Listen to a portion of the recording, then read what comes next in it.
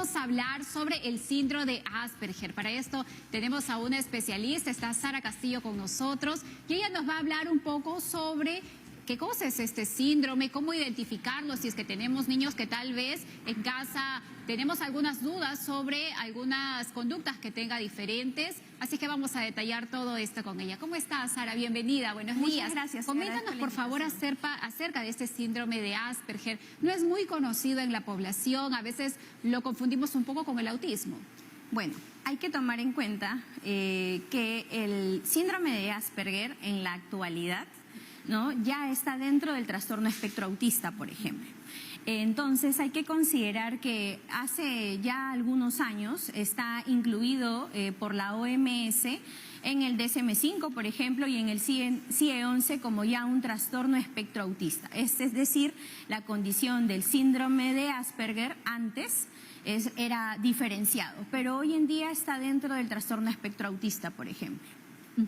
Y dime, ¿cuáles son, cómo identificamos nosotros en casa o tal vez con amistades que nuestro hijo menor, ¿no?, tiene este síndrome? Incluso he estado leyendo que adultos, ¿no?, desde adultos recién identifican que tienen este síndrome. Bien, justamente por tener estas características en cuestión a la interacción social, por ejemplo, ciertas dificultades en las relaciones sociales, en la parte de la comunicación, tanto verbal como no verbal, pueden tener conductas restringidas o rígidas, por ejemplo, y propio a ello pasa en ocasiones desapercibido en los primeros años de vida. Y como tú mencionas justamente, el hecho de que algunos adultos recién se diagnostiquen en la adolescencia, juventud o injustamente también hasta en la adultez, es porque los rasgos pueden ser desapercibidos.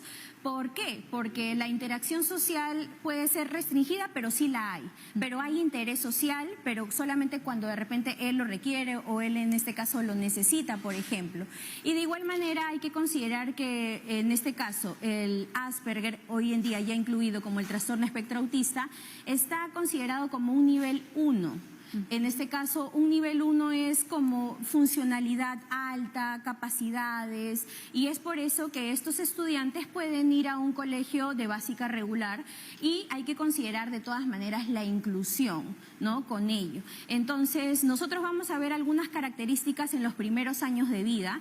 En este caso, los diagnósticos los da un neuropediatra, pero muchos de los niños que pasan por el servicio de psicología, pues justamente tienen estas características de poco contacto social, la interacción, el contacto visual, también la situación sensorial, por ejemplo, puede verse ciertamente alterada, también pueden mantener cierta torpeza motora, que hay que también trabajarla con diferentes actividades. Por ejemplo, hoy he traído algunos juegos.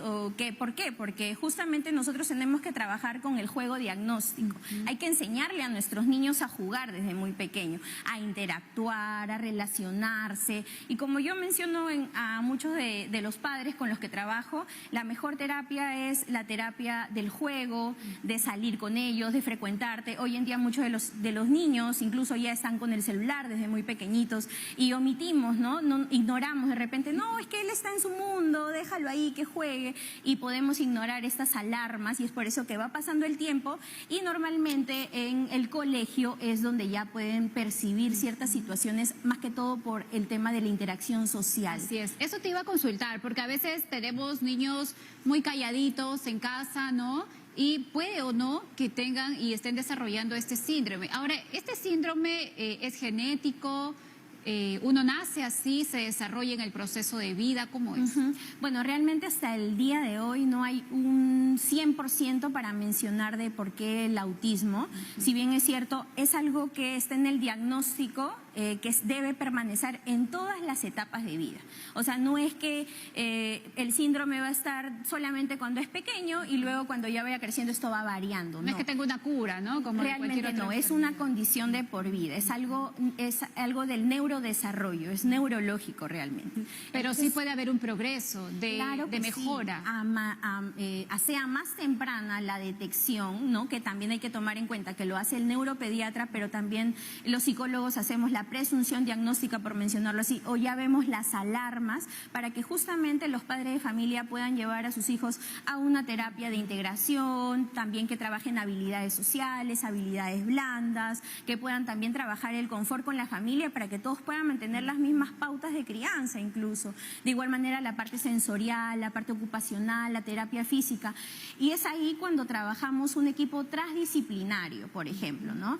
También hay que tomar en cuenta, ¿no? Aprovechando esta situación, que la psicología educativa, ¿no? Nosotros los psicólogos que estamos en los colegios, pues hacemos también la detección de estos casos, de estos rasgos, por mencionarlo así, que como te menciono, pasan desapercibidos por la sociedad y simplemente toman en cuenta que es un niño selectivo. Y también hay esta característica, por mencionarlo así, el mutismo selectivo, que es cuando ellos realmente quieren conversar simplemente por iniciativa propia, no lo van a hacer de repente de manera tan seguida, pero esto es un entrenamiento, justamente el entrenamiento de las habilidades sociales. Y a más temprano lo hagan, pues a medida que vaya desarrollándose pues el niño, a la pubertad, a la adolescencia, claro está de que en cada etapa hay diferentes situaciones que involucrar y que desarrollar también, ¿no? Eso es un acompañamiento personalizado. Dentro de este síndrome hay, como mencionas, etapas, ¿no? Pero hay niveles también, como en el caso del autismo específico. Hay que tomar en cuenta que hoy se está concientizando el día del síndrome del Asperger, pero hoy en día, como lo mencioné ya hace un momento, está incluido en el trastorno espectro autista, que también la concientización es el 2 de abril, por ejemplo, ¿no?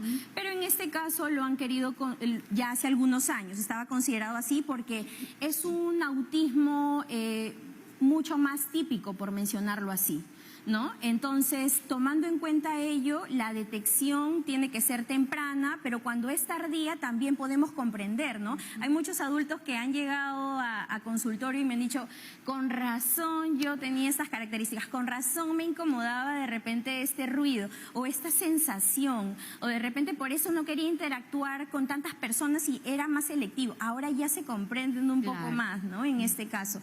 Pero justamente como mencionas sobre los niveles, sí los hay, ¿no? En este caso, hablando del trastorno espectro autista, normalmente hay los niveles o los grados, nivel 1, 2 y 3, que justamente no es necesariamente que refiera a su leve, moderado, severo. Algunos lo califican de esa manera, pero más que todo es el tema de funcionalidad. Se podría decir que la persona con Asperger va a ser una persona mucho más independiente, a diferencia de un grado 2 y 3. Y la diferencia también está en que ellos no tienen ninguna, por mencionarlo así, ninguna alteración a nivel cognitivo. Ajá. No viene acompañado de un retraso o de hoy en día una deficiencia intelectual, que sí la podría tener un grado 2 y 3 entre moderado y severo. Entonces, de igual manera, esta condición, ¿no? Puede tener mayores herramientas de afronte para una mayor autonomía. Ellos pueden tranquilamente, ¿no? Con el entrenamiento social, tener pareja, vivir solos, trabajar, ¿no? Porque si bien es cierto, está dentro de una discapacidad, esta es una condición, pero hay mucho entrenamiento social que a ellos hay que anticiparle. Esto es algo muy importante, la anticipación, ¿no? Si en este caso yo estoy incluyendo a mi hijo, por ejemplo, a una fiesta, ¿no? Y de repente los ruidos de la fiesta lo aturden y se tapan los oídos y comienza a jalar a su mamá y la mamá comienza a mencionar, es un berrinche, es una conducta inadecuada, se está portando mal. Pero le anticipamos a ese niño que íbamos a ir a una fiesta, de repente que iba a haber mucho ruido. También hay que tener en cuenta, son muchas situaciones, la alimentación, también pueden tener alteración del sueño, necesitan también trabajar la parte de la psicomotricidad gruesa porque puede existir cierta torpeza motora y hay que trabajar con el tema de las emociones más que todo, porque a ellos les puede costar como en realidad cualquier persona, pero en esta condición tenemos que entrenar mucho más lo que son sus habilidades blandas en cuestión también a las emociones. Es por eso que, por ejemplo, aquí tengo una cartilla, ¿no? Que es el niño, ¿cómo está? Está molesto, ¿no? Y también tratamos de identificar por qué está molesto, por ejemplo, ¿no? Entonces, aquí yo le puedo decir, ¿no? Este niño está molesto porque, mira, le quitaron su carrito, por eso que él está molesto. Y también puedo de repente, una vez que yo ya haya entrenado este tipo de actividad,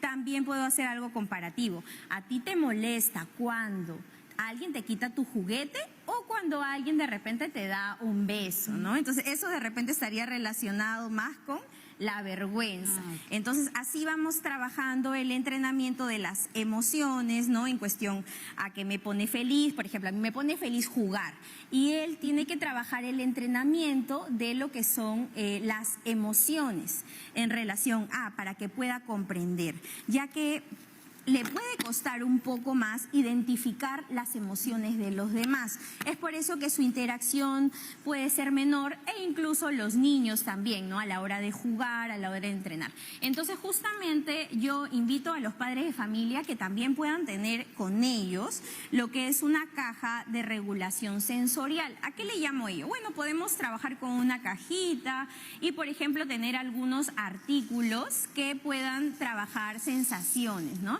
Las texturas son algo muy importante, la parte sensorial. Entonces podemos tener algunos objetos para poder trabajar, para poder jugar. Entonces, en estas cajas de sensoriales, ¿no? De regulación sensorial, de la calma, como también se le llaman, yo invito a las madres que puedan tener como un kit de emergencia, por decirlo así, ¿no? A veces ellos pueden tener algunas conductas inapropiadas, pero pueden ser, también hay que separar, y eso lo trabajan por eso con los especialistas. Nosotros con los psicólogos trabajan lo que es un trabajo personalizado según sus intereses, según las cosas de su agrado. De repente, y hay que tomar en cuenta que propio hacer un espectro, todos los niños pues son diferentes. Entonces, hay mamás que me dicen, no, pero a mi hijo no le gusta tocar esta textura. Pues de repente le gusta algo diferente. Entonces, a ellos les gusta, pues, esta por ejemplo es de espuma, ¿no? De repente por aquí tengo algo sensorial, de sonidos. Y claro está que lo vamos a hacer diferenciado según la edad que tenga el niño, ¿no? Entonces,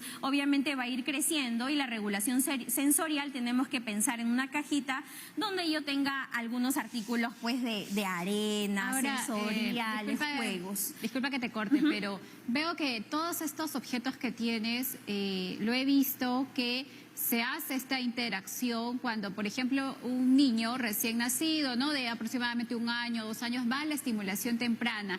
¿Tú consideras que llevar estimulación temprana antes de iniciar la etapa escolar ayudaría a justamente reconocer este tipo de síndromes, niveles, ¿no? Claro que sí, ¿no? Hay que tomar en cuenta que la detección temprana ayuda mucho más. Entonces, tomando en cuenta nuestros estudiantes o que los niños sean detectados, por ejemplo, puedo comentar de manera personal, yo trabajo en un CEB, en un colegio de básica especial, donde hay alumnos de 3 a 20 años con condiciones, ¿no? En este caso síndromes, y la población del autismo es mucha, ¿no? En este caso, pero lo compartimos con síndrome de Down, en este caso parálisis cerebral, etcétera. Pero antes de los CEBES están los PRITE. Y los PRITE son del Estado, por ejemplo, son gratuitos, que ellos pueden incluirse, ¿no? Yendo desde los 0 hasta los 3 años. Y esto ayudaría mucho en la integración sensorial, en la comunicación, en la parte de la psicomotricidad gruesa. Por ejemplo, hoy he traído un conito, que es algo muy fácil de aplicar, por ejemplo. Y también de hacer para las mamás que a veces no todas tenemos no todas de repente, o todos, no incluyo a las familias, de repente de llevar a sus hijos a centros de terapia. O en este caso no, la terapia no va a ser mágica, tenemos que hacer nuestro trabajo en casa. Y en este caso, por ejemplo, este es un conito de papel, simplemente lo hemos pintado de diferentes colores que le pueda agradar al menor, lo podemos hacer acompañados de él y podemos tener aquí lo que son unas liguitas. Entonces yo, por ejemplo, veo una liguita amarilla y comienzo a trabajar lo que es psicomotricidad fina, por ejemplo, ¿no? Entonces el niño va comenzando a trabajar a través de lo que es su psicomotricidad fina. Y así también lo estoy preparando para lo que es la psicomotricidad en cuestión a la grafomotricidad en su momento, por ejemplo. Así es. ¿No? Bien, Sara, te agradecemos. Entonces, nos ha quedado bastante claro y a buscar ayuda temprana. Sí, de igual manera nosotros vengo también parte de lo que es el CDN, en este caso la Comisión Nacional de Psicología Educativa, está tratando y está trabajando por visibilizar el rol del psicólogo educativo en entidades también públicas y estamos luchando, incluso hace poco hemos tenido mesas de trabajo donde estamos trabajando con la ministra de Educación para que se respete la ley 31902 que incluye a un psicólogo por colegio. Es muy necesario que los psicólogos estén desde la edad temprana, no nos olvidemos de inicial, primaria, secundaria. Si bien es cierto, esta ley que estamos tratando de promover sobre las funciones de los psicólogos nos va a permitir también hacer la ejecución mucho más adecuada. Así es. Te agradecemos entonces, Sara, nuevamente, psicóloga, quien nos ha hablado acerca del síndrome de Asperger. Ahora nos vamos a ir hasta el Callao.